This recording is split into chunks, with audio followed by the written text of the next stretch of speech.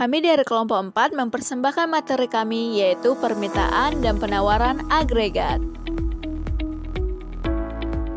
Permintaan agregat sendiri diartikan sebagai permintaan secara keseluruhan terhadap barang dan jasa yang ada dalam sebuah negara.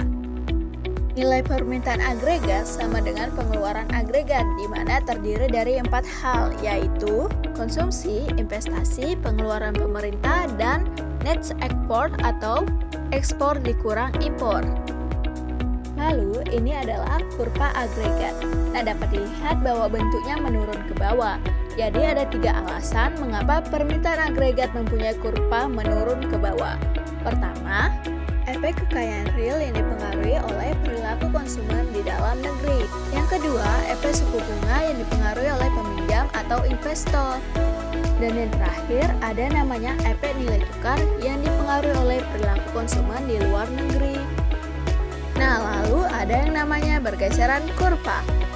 Jadi, ada 4 faktor pergeseran kurva. Pertama, konsumsi. Konsumsi adalah total pengeluaran rumah tangga untuk pembelian barang dan jasa selama satu periode.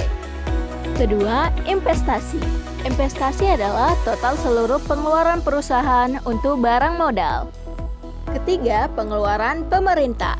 Jadi, pengeluaran pemerintah merupakan total pengeluaran pemerintah untuk barang konsumsi dan barang modal untuk memenuhi kebutuhan perekonomian negara. Yang keempat, ekspor bersih yang didapat dari ekspor dikurang impor. Perubahan terhadap 4 hal itu ternyata menyebabkan pergeseran terhadap kurva. Apa saja sih yang membuat konsumsi, investasi, pengeluaran pemerintah, serta ekspor bersih mengalami perubahan? 2 faktor penyebabnya yaitu kebijakan pemerintah atau disebut dengan kebijakan fiskal yang berkaitan dengan pajak dan pengeluaran pemerintah.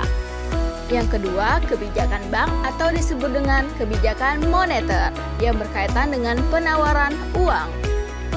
Materi selanjutnya mengenai penawaran agregat. Penawaran agregat adalah jumlah seluruh barang dan jasa akhir dalam perekonomian yang ditawarkan atau dijual oleh suatu perusahaan pada berbagai tingkat harga tertentu. Penawaran agregat terdiri dari 2, yaitu jangka pendek dan juga jangka panjang.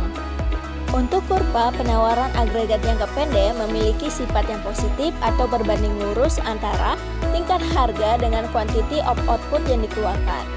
Jadi, jika tingkat harga makin tinggi, maka para produsen akan memproduksi lebih banyak dikarenakan mendapat laba yang besar. Maka dari itu, kurva penawaran agregat jangka pendek miring ke atas. Lalu di sini ada kurva penawaran agregat jangka panjang, di mana berbentuk vertikal, dikarenakan quantity of output ditentukan oleh seluruh biaya output, seperti jumlah modal, tenaga kerja, serta ketersediaan teknologi. Jadi, ketika harga bergerak naik ataupun turun, tidak akan mempengaruhi quantity of outputnya. Selanjutnya, pergeseran kurva penawaran agregat.